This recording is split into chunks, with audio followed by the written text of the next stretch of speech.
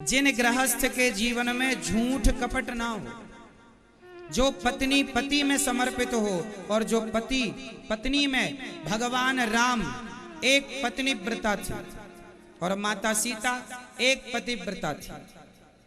केवल नारी पतिव्रता हो ऐसा नहीं, पुरुष को भी पत्नीव्रता होना चाहिए। अपनी पत्नी के अतिरिक्त स्वप्न में भी पराई स्त्री का चिंतन ना हो, ऐसा सदपुरुष होना चाहिए। जो पुरुष अपनी पत्नी को छोड़कर पर नारियों से संबंध रखता है, उसकी दुर्गति वैसी ही हो जाती है जैसे रावण की हो गई, जो अपनी पत्नी के अतिरिक्त दूसरी स्त्रियों को देखता है। यह शोभनीय नहीं कि जो स्त्री अपने पति के जीते जी अपने पति की सेवा करती हो और अपने पति के मरने के बाद जो अपना मन केवल परमेश्वर में लगाई हो, उसे विधवा नहीं कहा जा सकता, क्योंकि उसके पति अब भगवान है। मीराबाई को क्या कोई विधवा कहता है? आज तक किसी ने मीरा को विधवा कहा, जबकि मीरा का विवाह तो हो चुका था भोजराज के संग, राणा का पुत्र। लेकिन आज तक किसी ने मीरा को विधवा कहा, जबकि पति की मृत्यु हो चुकी थी। क्यों? क्योंकि मीरा कहती है, ऐसे बर को क्या बरूं जो जन्मे और मर जाए, बरिए बर गोपाल को मेरे चुन लो अमर कर जाए। जो संसार के पति में मन लगाए, अपने पति व्रता स्त्री का परिचय दे और पति के जाने के बाद जो परमेश्वर के आश्रित रहे, वह नारी सधवा ही मानी जाएगी। पहले उसे पति का आश्रय था, अब वह भगवान के आश्रित रहती है। विधवा नहीं, वो सधवा है, उसका अब भगवान सहारा है। और भगवान तो सबके पति हैं।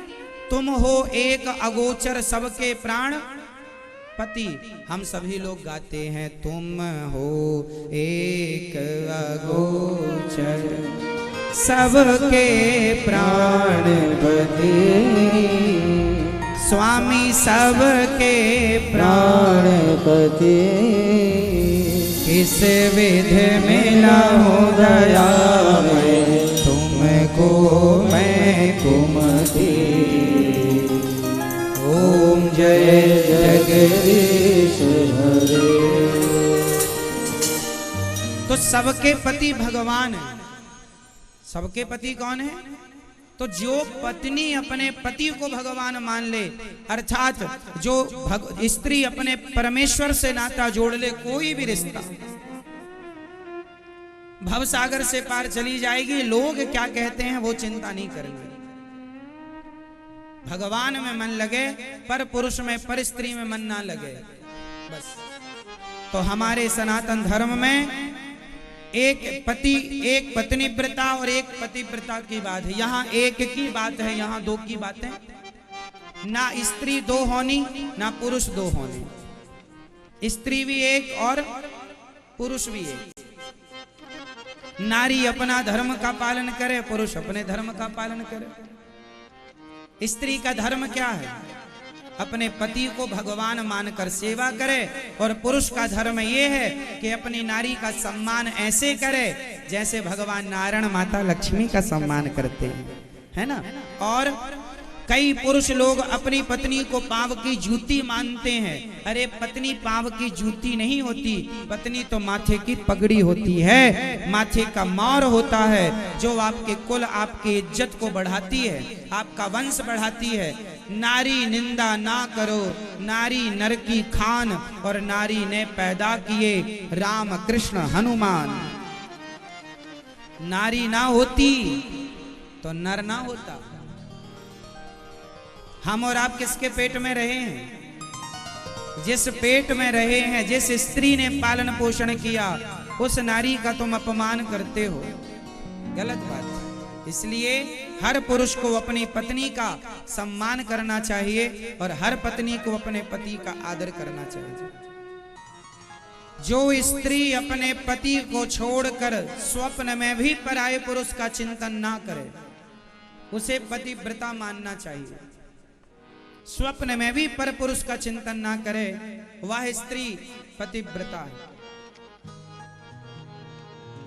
जो नारी सदा अपने पति की आज्ञा का पालन भगवान की आज्ञा की तरह करे वह पतिव्रता है। पर यहाँ पति का भी धर्म है कि वह भी अपनी पत्नी का सम्मान करे। ये ना कि शराब पी के मारता रहे। शराब पीने वाला पति हो तो उस पति के संग पतिव्रता पातिव्रत धर्म निभाना बड़ा कठिन हो जाएगा। निभाने वाली तो फिर निभा ही लेती है, नहीं तो जल्दी निभता नहीं है। पद्म पुराण में कथा आती है कि एक स्त्री थी, उसके पति को कोढ़ का रोग हो गया था। कोढ़ी तो था ही, पर गांव की एक वैश्या से भी उसका मन लग गया था। तो अपनी पत्नी से बोला कि मुझे यह वैश्या चाहिए। तो पत्नी बोली करती हूँ व्यवस्था। तो वैश्या के घर पतिव्रता नारी बर्तन इत्यादि धुलती झाड़ू पोंछा करती। तो एक दिन पतिव्रता नारी को देखकर उस वैश्या ने कहा कि मैं तो वैश्या हूँ, आप पतिव्रता हो, आप मेरे घर सेवा क्यों करती हो? उसने कहा कि मेरे पति का मन लग गया है तुझ में, जरा उन्हें तुम प्रसन्न कर दो। बोली ले आना। उसके पति को बोला उसने कि जाओ, आपको बुलाया है। पति बोला मैं कैसे जाऊंगा, मेरे शरीर में तो ताकत ही नहीं है जाने की। देखो चलने की ताकत नहीं है, पर नारी से मन लगा। कितना चंचल है ये मन। तब पतिव्रता स्त्री बोली मैं ले चलती हूँ। तो उसने अपने कंधे पर बिठाया और अपने पति को अपने कंधे पर बिठाकर एक वैश्या के घर ले जा रही है। तो वो पतिव्रता नारी थी जो अपने पति को बिठाकर कंधे पर जब ले जाने लगी तो जंगल में एक संत जी बैठे थे समाधि लगाए, जिनके यहाँ राजा के यहाँ से चोरी करके भागे हुए चोरों ने धन बाबा जी की संत जी की कुटिया में रख दिया। और वो ऋषि थे मांडव्य ऋषि। उन्होंने सिपाहियों ने देखा कि राजा का धन तो बाबा जी की कुटिया में लगता, बाबा ढोंगी है, तो बाबा जी को सूल पर लटका दिया। पर बाबा जी की समाधि असली थी तो कोई प्रभाव नहीं पड़ा, सारे सिपाही भाग गए। अब ये अपने पति को बिठाकर जा रही थी तो संत जी के चरण से इसके पति का सिर टकराया और संत जी की समाधि खुल गई। तब संत ने श्राप दे दिया, जिसके स्पर्श से मेरी समाधि खुली है सूर्योदय होते ही उसकी मृत्यु हो जाएगी। तब इस पतिव्रता नारी ने कहा महात्मा जी, यदि आपने तप करके शक्तियां पाई हैं तो मैंने भी अपनी पति की सेवा करके शक्तियां पाई हैं। हे सूर्य भगवान, जब आप निकलोगे तब पति मरेंगे मेरे। मैं कहती हूं यदि मैं सच्ची पतिव्रता हूं तो आप निकलिए मत।